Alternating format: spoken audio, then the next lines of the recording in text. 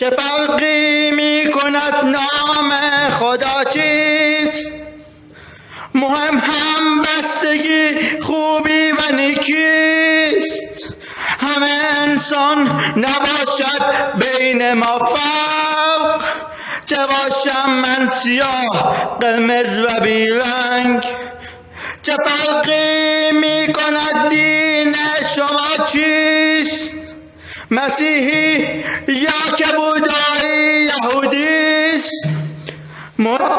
آدم شدن آدم پرستیست.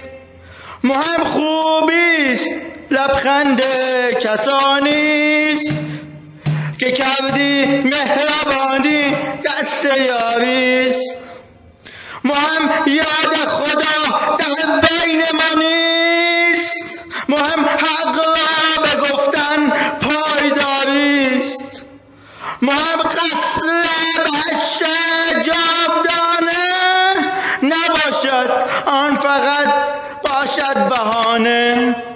بس باید در این دنیا بجوییم، بدی بر کس نسازیم، بد نگوییم. تمام گفتم باشد در این حرف، قوانینی که باشد عادلانه.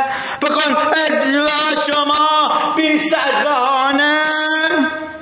چرا؟ چون راز صلح جاودانه درون